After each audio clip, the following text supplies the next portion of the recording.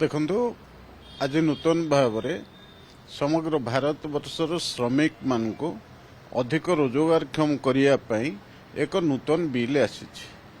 जो bill T आम कौचे जे विकसित भारत जी रामजी बिल।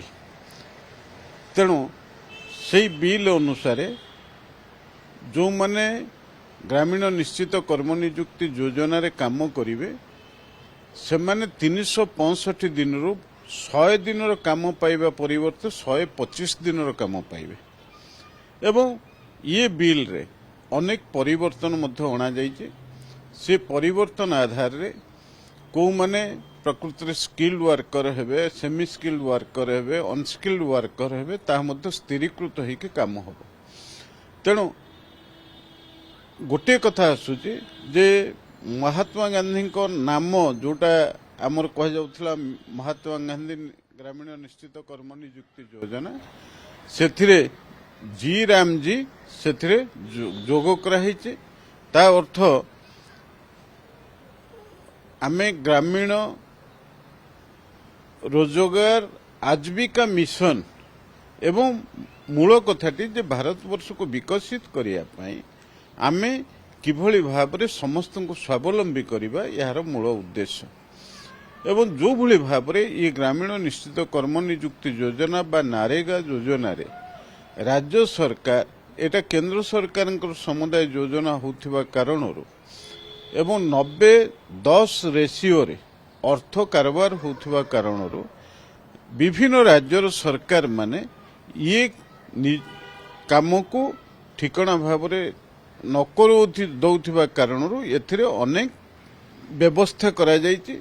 जो व्यवस्था आधार रे प्रकृति राज्य सरकार माने अधिक तत्परतार सहकारे ये काम को करेबे।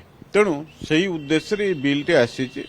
आज कांग्रेस दलर जो माने प्रतिवाद करिसंती प्रकृति रे ये बिल टी आज मध्य गृह रे अधिक संख्या रे जो माने एनडीए रो सभ्य माने थिले ये बिल की आज से माने गोटे प्रकार अनुमोदन करिसंती।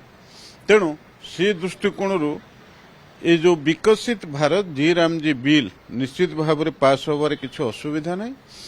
तेणु एमाने जो भली भाव में महात्मा गांधी राम शब्द अति प्रिय शब्द थिला।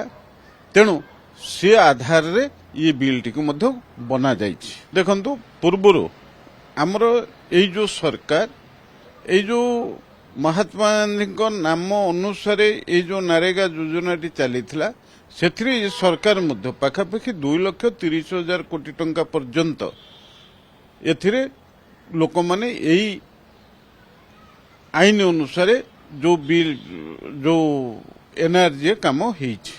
तेणु से मोटामोटी भाव में आमर जेहेतु प्रधानमंत्री आम सरकार विकसित भारत को अधिक गुरुत्व दौरान बिल नामकरण से अनुसार करा जायछि।